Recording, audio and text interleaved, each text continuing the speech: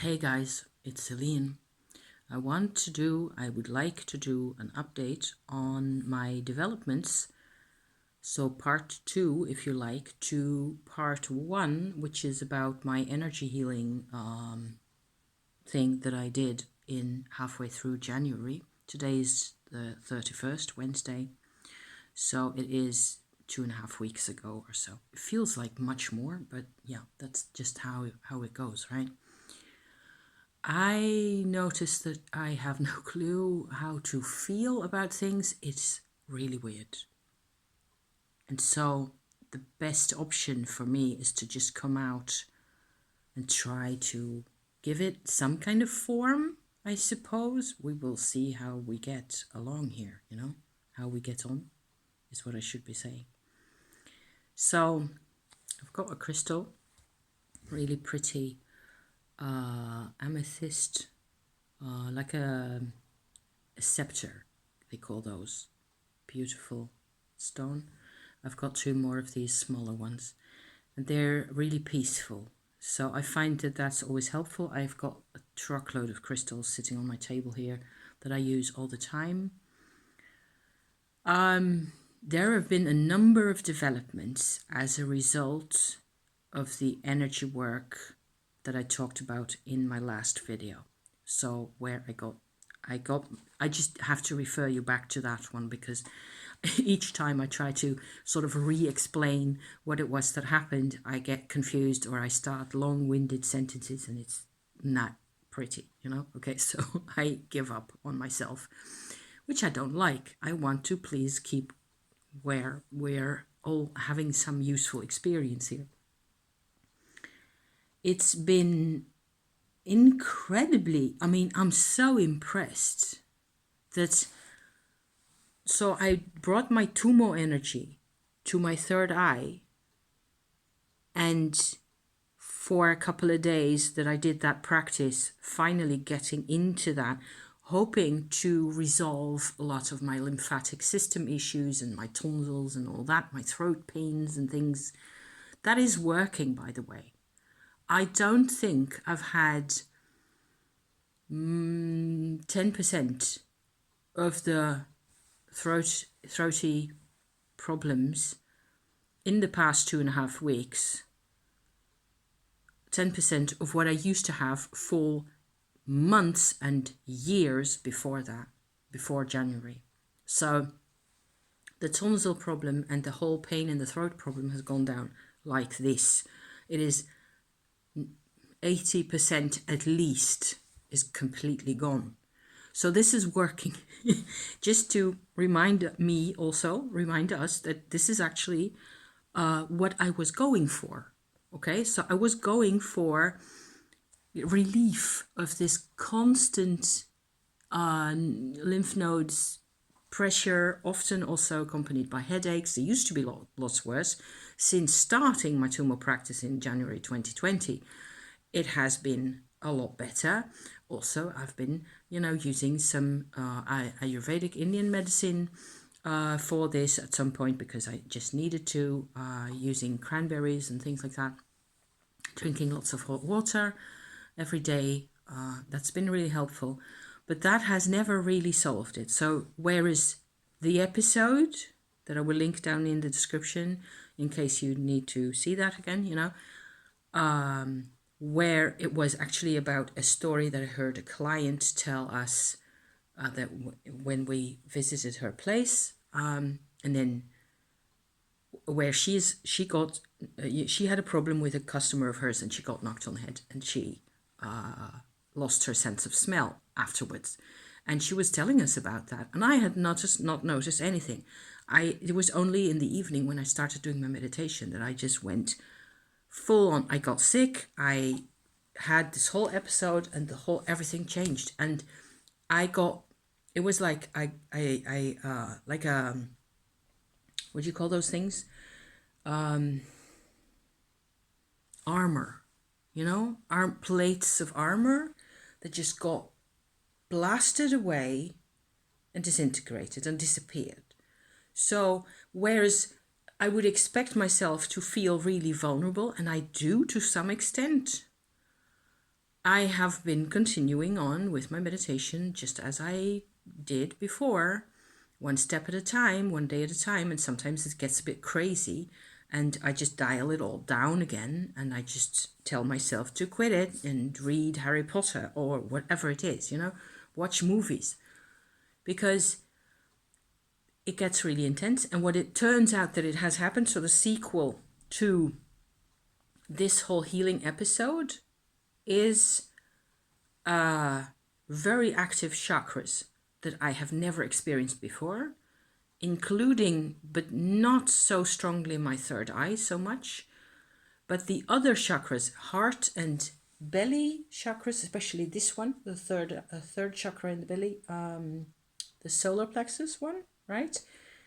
That one has become much more energized, to the extent that I had a lot of other ailments, old lady ailments, and it turns out that it has everything to do with everything. So I had a reaction, like a sciatica pain kind of a reaction this time, where it turns out and I have read this before, that sciatica and similar kind of neuralgias, nerve pains in your bum and your legs, they tie to lack of self-esteem and inferiority, possibly even guilt, and those kinds of emotions. So lack of an established connection between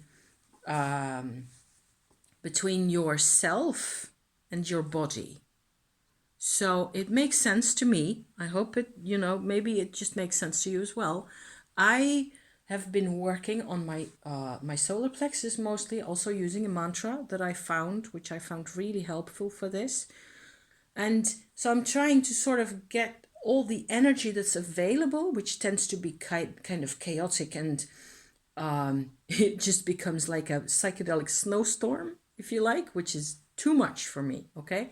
After a while, I get upset about that. I get like, can we please just have some form of a story in here? Because I can't deal with just shifting and changing lights and just feeling completely hyped up the whole time. That drives me nuts. So I want to stabilize, get myself a bit more stabilized. And having the third eye active means if it goes too far, I have never had to deal with this stuff. This is new stuff for me, So there's the vibrational thing with the chakras and how they behave and what I can do with them. Turns out my heart chakra at the moment is actually the best mate of all of it. So that works quite well. And it feels good. And I feel okay in here.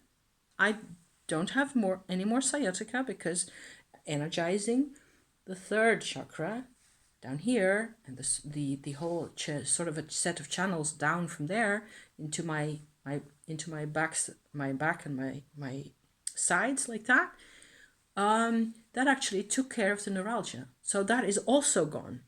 So 2 points: tonsil pain gone, neuralgia gone, because I treated, and this is a big thing here, myself as supposing, okay, in all my chaos and all my vibrational experiences and all the rest of it, let's just suppose for once that I am one whole person, and that what happens in one area affects everything else. You would have thought that I would have learned this by now. I have not learned this, and I don't learn things. Things to get into the skull, I swear. It's pretty difficult getting ideas into my skull. If they're not already there, I'm ashamed now. Because, so the thing that happens if you do this massive healing thing over here, where everything changes and you feel very liberated and you suddenly start seeing all these colors and everything is emotionally much more free and much more, I know I can feel and sense things now that it was never possible. But the under half of me, which is like from your diaphragm downwards, it reacted with the neuralgia, with the pain. again, which I had thought I had dealt with last year also. I made several videos about where that is a thing, you know, where I'm talking about those. And it turns out this was yet another pathway for the tumor to go, integrating it into your solar plexus from actually going in from the sides, like more or less where these lines are here from my sweater. So on either side of your stomach, and then going first going into your body, and then from there also going into the center of where the chakra is, kind of thing. So the chakra sits just outside of it. I would have to get up. Okay, so this is where my diaphragm sits. This is more or less where my third chakra would sit, so my solar plexus, and there's my belly button. Okay, so in just a bit over halfway there, and it goes, the tumor goes in here, and then to this from the sides inward to the middle, using the mantra. Very effective. So pain is gone twice, 2 times. The pain is gone. I have no headaches. I'm free as a bird. Theoretically. Now I have to figure out what to do with the rest of my life now that my problems are all solved. Yeah, it has been wonderful. It has been completely empowering. And I feel also very much like I have a whole lot of mental and emotional growing still to do. So to become a grown-up version of the person. So there's this whole healing trajectory, this whole healing path that we try to follow. And a lot of times it is, just loops where you don't even know where you're supposed to be going. And when things go well and you have results, for how long is it going to last? You don't know. So there's, all that. But then supposing you actually get somewhere and it's successful and you're pain-free all of a sudden and empowered, and it turns out that a lot of the pain only was caused by the absence, if you like, of it being my body. So you can imagine, I suppose, that if you knock an infant, a baby, with their head against the bathroom wall, that they get a sense of what happened to me, apparently, is that I got a sense that my whole body wasn't my own. I was kind of catapulted sort of outward, and there was a break between me and my body. So the other part of the story here is that I've talked about soul retrieval experiences quite a bit in the past. That's a longer time ago. In the first year, I think, of my Tumo practice, but also before on YouTube, I have talked about soul retrieval experiences a few times, because they have been also super helpful for me to realize more or less the direction where I should be going with my life, and that the life I had was incomplete. So the incompleteness started like way on the outside. It was a completely, my whole life was full of holes. It had all I had was, I had some talent for putting things into words. Yes, I had some intelligence, and there's a couple of things I can do rather well. I can cook and things like that. That's one of those things. I can write. There's you can see me do things on my channel. I can spin and knit, and this is one of the results of that. I seem really confident. It turns out that is just a construct. So that's really kind of scary also. And it's very liberating at the same time. And it's going to be springtime fairly soon. I mean, we're going to February, very soon.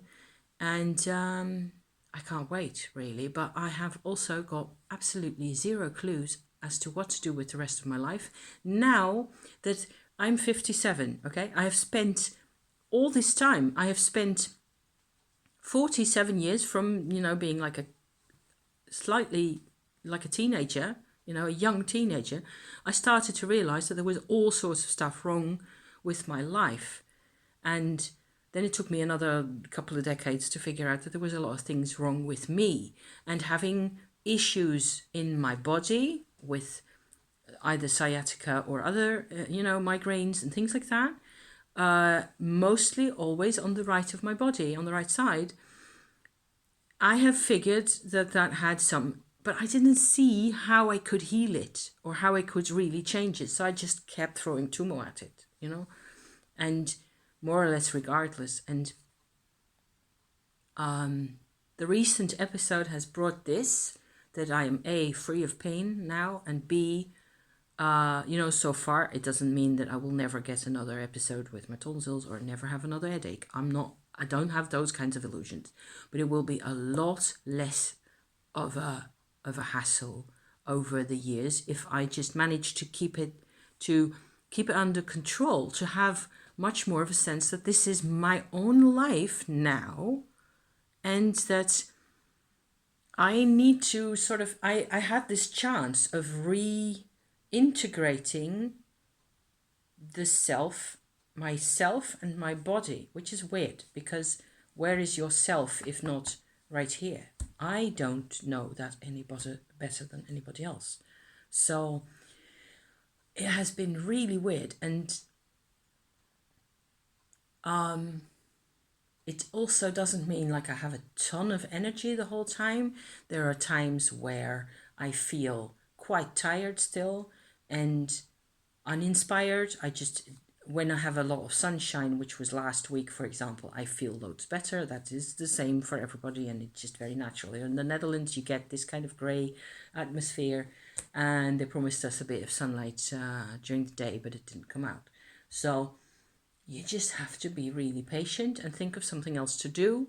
In the meantime, yesterday I was happy because I scrubbed my kitchen, or at least large parts of my working surface of my kitchen is all done. And that's nice and clean now, and it's organized, and everything's been out and, taken care of. And that felt really good. And the other thing that I've been doing that feels really good is I've got this huge, massive, like a journal for everything related to Tumo. And I've been working on that yesterday afternoon as well. And I spent another a whole afternoon or so 2 weeks ago to make a whole update about this whole story that I've, shared with you in the previous episode mainly. And there are a couple of other, Tumo related bits of, strategy and things that we have done, things that I've shared with my husband where he benefits also from this energy. I can use the energy in such a way that he benefits from it as well. So like a transmission to him. And so yeah, I've been fairly productive. It's not that I can't afford, but I also get really restless. What with all the, I'm interested in all these things. And I saw that, for example, on the news this morning, I saw that there's this exhibition in another part of the country that I have no hope of getting to. Because it would take me forever by public transport. But it would be so much fun to see where, people have used, there were, I think, 14 artists or so, and they've created this exhibition with all their work, with all sorts of weird use of textile fabrics and other techniques that are actually originally from either ceramics or ironwork or fabric, and then sort of made new things out of that. And I was just kind of looking at the pictures and going, I want to go there. I want to see that. But I live in the sticks. So this is one thing with living in the sticks, is that you just can't go anywhere anytime. I've kind of decided that I will go to town tomorrow, a different town from the one I normally go to, where it involves actually taking a train for another 20 minutes. because there's a kind of a metaphysical store that I would like to visit and maybe pick up some more info or, crystals specifically for chakra work. That would be kind of neat. I'm looking forward to that. So, and there's a Mary Chapel that I can go visit. I've, found, I can do all this by public transport fairly easily. So, and yeah, I need to get my ass out of the house and about and make myself nice and tired, and go shopping, go find things. Isn't it weird that there's a whole life outside and inside, and in these very rich countries where I personally have lived most of my life, there is either very small religious dimension that I can feel connected to. So like a Mary Chapel, for example, Mother Chapel, that I can go visit if I want that. There is museums, and the rest is just how to spend money. I found another article on the news website this morning that I thought was telling, where we used to, in this country where we have everything we need, and everybody's always complaining the whole time, we have had fairly lengthy periods of time, certainly when I was, when I was a kid, for example, and back in the 60s and to the 80s actually, where in towns and cities there were more benches and more little corners and parks and little small usable friendly kinds of spaces where people could sit and hang out and just generally have a drink even, or have a coffee, like neighborhoods. And since that time, a lot of the friendly amenities, so like benches and places to sit and things like that, I've always felt that was kind of impossible to understand. They've been either taken away since then. So people went to all these lengths to create a nice place, and then it got because people got upset about, young people hanging out with music loud in cars and things like that, which I've always found also very annoying sometimes. That's happened to me as well. But in this village where I live now, there's actually quite a number of benches that you can sit on. So if you don't really feel all too great because your bum is hurting or whatever else it is, or your lower back is giving you jip, you can walk still from one bench to the next. I've done that over the past years quite a number of times, where I was just so glad of those benches. And there's like a dozen or so benches throughout the whole village, at least, where you can just get your sorry behind from one bench to the other and have a kind of at least you've been outside and you've had your exercise, and you feel that much better because of the fresh air and everything else. And so that is actually quite special in this place where I live now. Also, we have loads of trees. I've occasionally shown little bits of my village, not too much, because I don't want people to know exactly where I live, of course. But with loads of trees, and that is of course, really beautiful. And I always enjoy every single one of those trees everywhere when I'm on my walks. But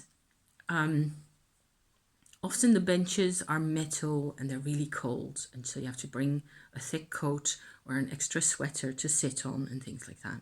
It's a bit of it's like they try to make it easier for people to be outside and to have a community life in the neighborhood.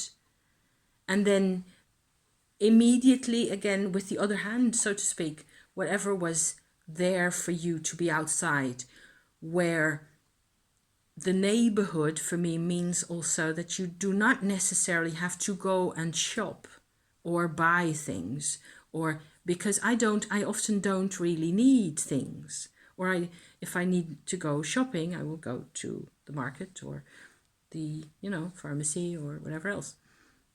I see where it gets connected to, that's what they said in the article in the newspaper this morning also, is that it seems like everything is dialed towards and geared towards people constantly spending money. It's sickening. So I thought I would just say that because it's one of those things. It's like you're not supposed to have a community life. And this is just a sort of a former farmer's village. You know, most of those people here have a farmer's background, origin at least. So I'm not complaining. It's peaceful, and I have trees, and I have lots of places where I can walk and be outside and enjoy myself. And I think I should also, after dinner, you know, get my husband back outside again, because that tends to work. Yeah. So mental health issues, yeah, for sure. And I'm trying to get myself organized in a different way, and it just takes time. And I'm quite hopeful, but I'm also, sometimes it's just, sometimes you just can't organize things before they're there. You just have to wait for things to come out. At least I got my hair organized. I washed it just a couple hours ago. I have so much more brown hair now. See, this is the brown part. How dark that is compared to the, I used to have nearly only this. All the brown hair is come in since, and so what I do at night nowadays, I do a braid on this side. So for months now, I've had this sort of a strand of hair that hangs here in the morning. It works its way out, this strand actually, works its way out of the braid, because it just keeps coming in. I just keep getting more and more hair. So that is the shikakai for me. It's Indian shampoo type that is made from berries, and it doesn't foam or anything. It just creates some kind of a mud, and you scrub that in just one time, clean hair, and it's conditioner at the same time. My type of product, I am never using anything else ever again. So, except maybe the occasional additional conditioner for if I feel that it's too dry or something. That can happen. But it's most times I don't need it. The more I use only the soap berries, the better. So it's getting quite dark. I can hardly see myself now anymore. It's been half an hour. Good times. I realized that as I just have done this talkie to you, thank you for listening to me talk. I realize I have actually sort of sneakingly and without knowing about it, I have realized what I wanted, which is to get rid of some of my types of physical pain that I wanted that. I wanted to be free of that, and that has worked. So it's amazing. I can't believe it. I will still need to be a couple of weeks on, and then we will see how we're doing. Okay, but definitely the chakra work is completely fascinating, and I just need to get back in there as well. One game at a time. So thank you. See you next time. Ciao for now. Bye bye.